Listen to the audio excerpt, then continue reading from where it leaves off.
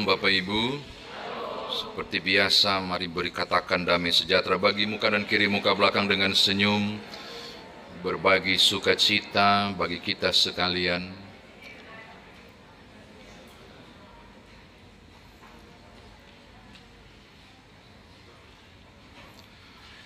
Umumnya di wilayah-wilayah timur,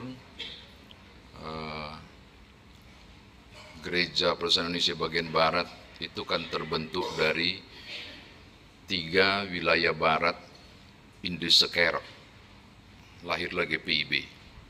Nah, berarti lawan Barat, berarti sebelah timur itu ada Gemim, Gereja Masih Injili Minahasa, ada Gemit, Gereja Masih Injili Timor, lalu ada GPM, Gereja Protestan Maluku. Umumnya di Jumat Agung itu mereka mengenakan pakaian hitam.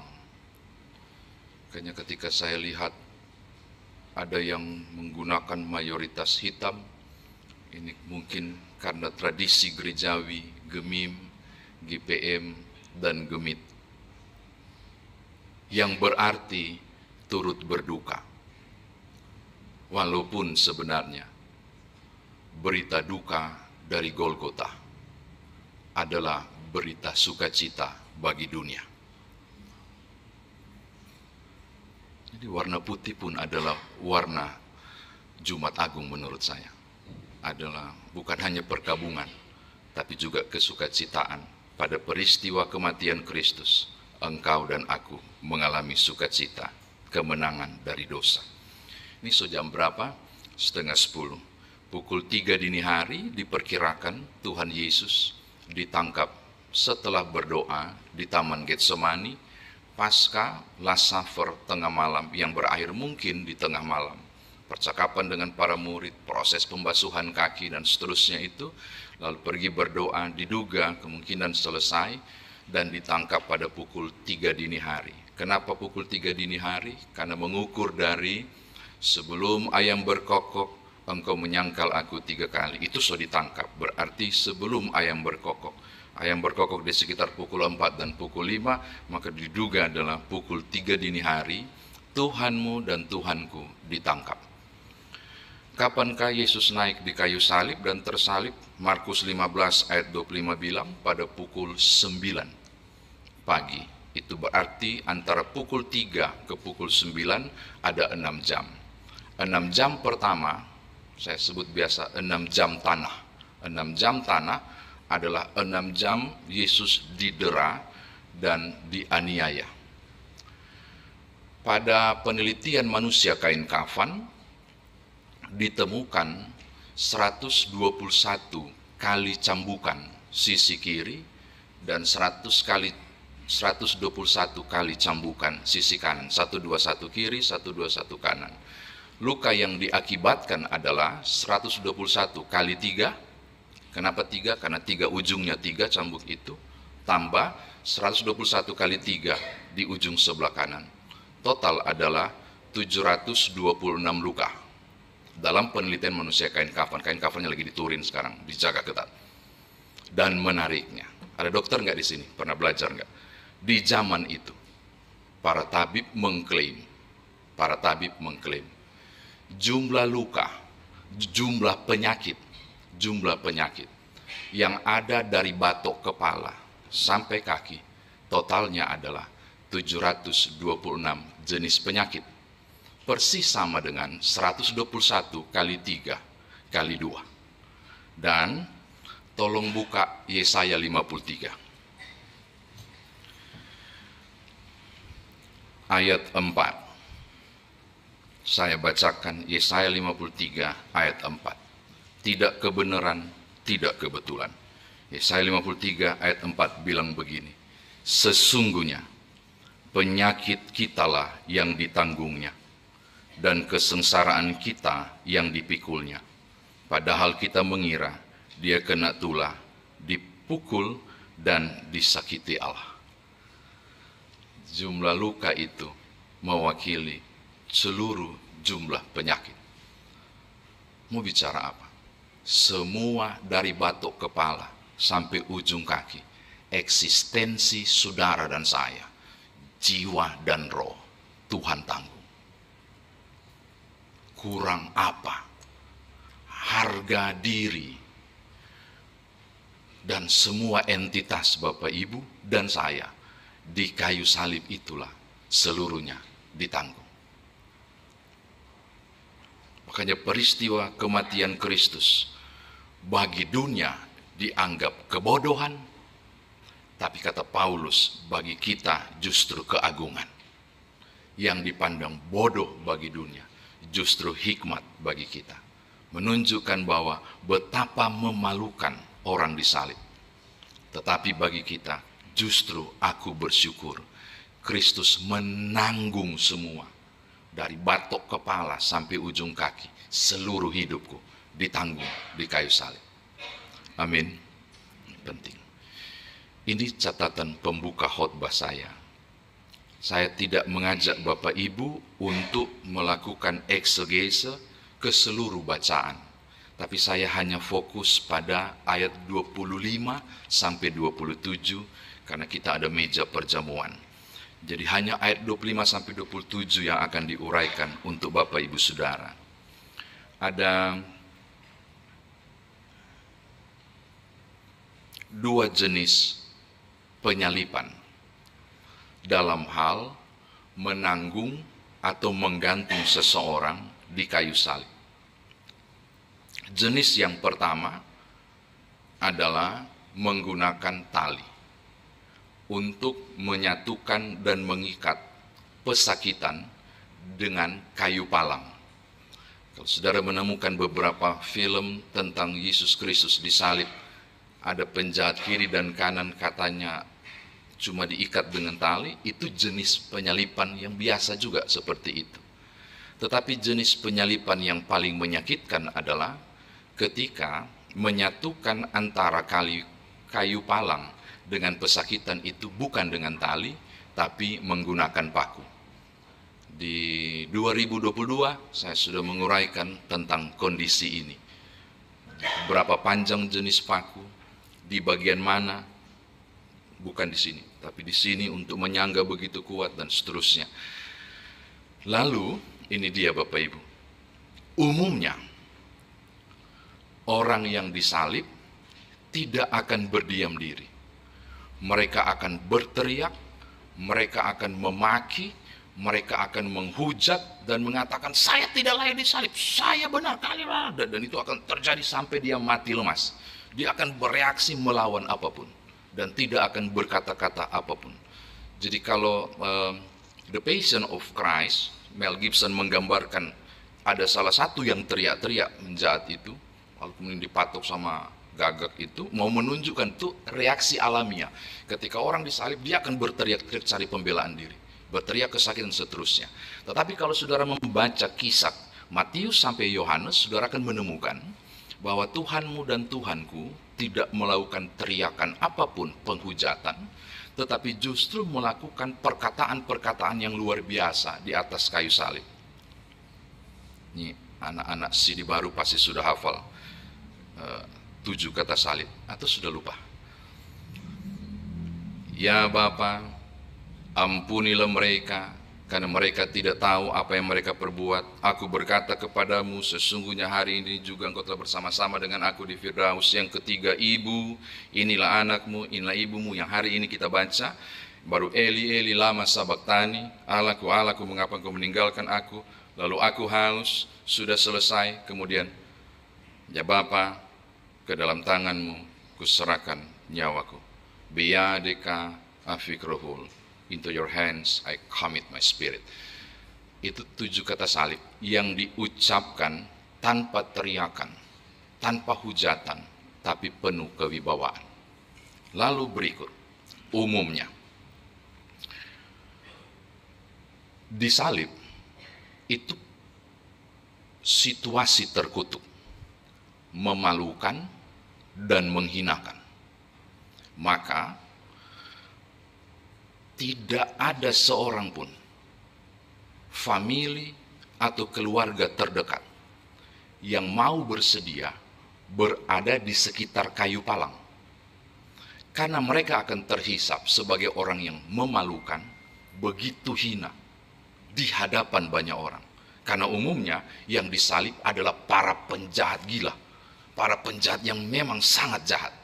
Maka kalau ada yang disalib, keluarganya pasti menghilang. Yang ada di kerumunan itu adalah orang-orang yang tidak ada hubungan darah sama kalian, tidak kenal, yang begitu bangga menyaksikan proses penyaliban itu. Itu mestinya, kalau saudara tolong bayangkan, itu yang harusnya terjadi. Seorang penjahat pasti akan ditinggalkan. Menarik perhatian saya, tolong lihat bacaan kita. Saudara akan menemukan bahwa ternyata Yesus tidak ditinggalkan. Ada beberapa orang, tepatnya 5 orang, yang berada di sekitar kayu palang, yang menurut saya itu tidak sesuai tradisi. Mestinya Yesus Kristus ditinggalkan merana sendiri. Karena siapapun yang berdiri di situ akan terhisap sebagai orang durjana yang hina, yang sedang tergantung. Kita menemukan Maria ibu Yesus ternyata ada di situ. Saudara ibu Yesus bernama Salome, ibu dari Yakobus dan Yohanes yang minta anaknya supaya ada di sebelah kanan itu.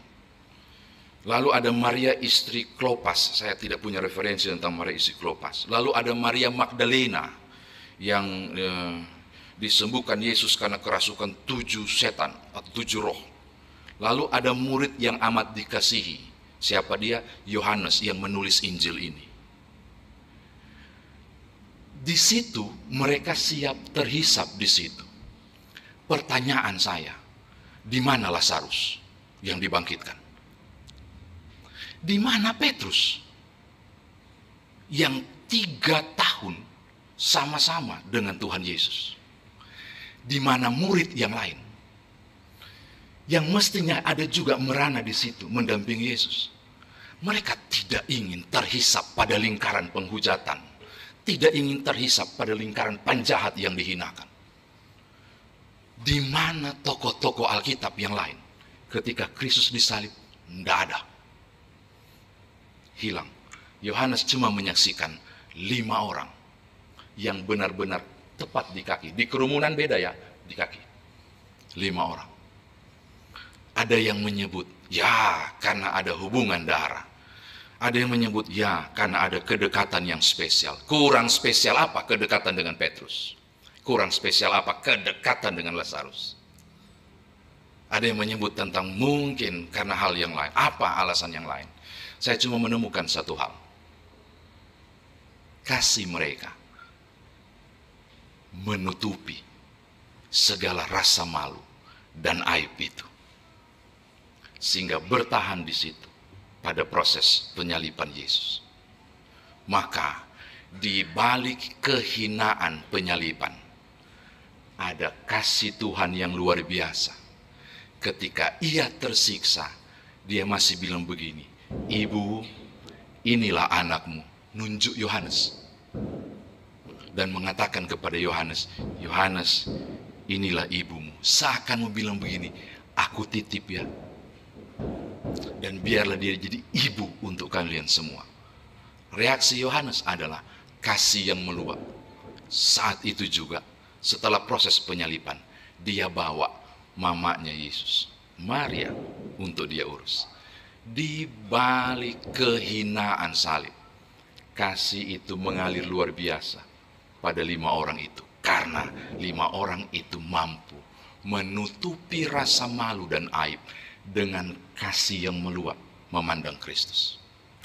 Bagi saya, kisah ini keren. Tentang tanpa pamrih, tanpa rasa malu untuk mengasihi Tuhan. Demikian firman Tuhan ditafsirkan bagi kita. Sekarang, bagaimana Bapak, Ibu, dan saya bahwa dalam hidup beriman kita sudah begitu sering, sudah begitu banyak renungan dan khotbah Jumat Agung ini disampaikan di berbagai jenis bacaan Alkitab. Saya tidak mau mengulang, tapi menekankan 2 hal penting ini.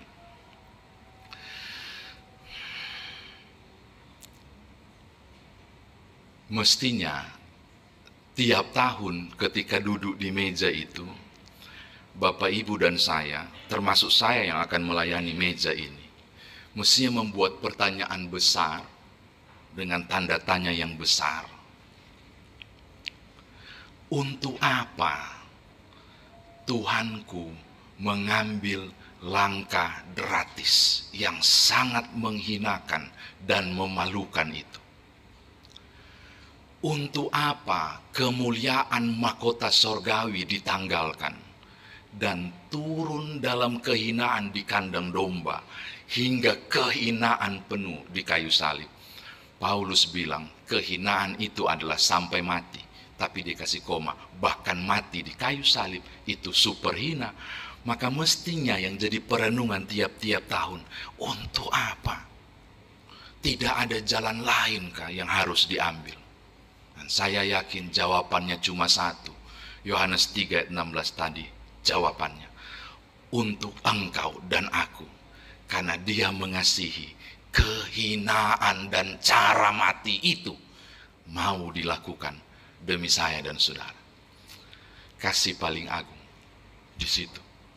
Dan kalau Dia berkata, ampunilah mereka, karena mereka tidak tahu apa yang mereka perbuat, perkataan kuasa yang luar biasa yang keluar dari mulut Tuhan Yesus 2000 tahun yang lalu itu masih berlaku untuk engkau dan aku.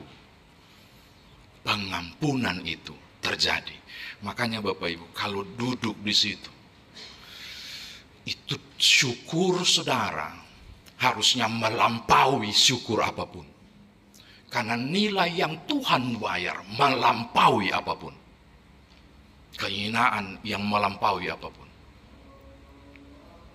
Kadangkala berdiri untuk menjadi pemimpin meja di situ, nggak layak rasanya ada di situ. Memikir, terlalu agung perbuatan yang tulus itu. Yang kedua, 5 orang itu berhasil pulangkan dan memberi refleksi benar ketika dia terima kasih yang luar biasa itu. Meluap dan tetap diam di situ. Mungkin disoraki orang banyak, mungkin turut diludahin. Aku tetap di situ. Karena di situ tempatku yang layak. Di kaki salib Tuhanku menanggung malu yang sama. Saya berpikir mungkin 5 orang itu akan seperti itu berpikir.